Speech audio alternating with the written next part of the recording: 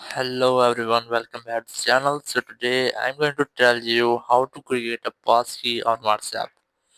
If you're using WhatsApp and now you want to create a passkey on WhatsApp, so let's see how can you do this. You just have to open your WhatsApp app and here just go for three dots and then settings. In setting you just have to select account and here you'll get the passkeys section. Just tap on it and here you can easily create the passkey.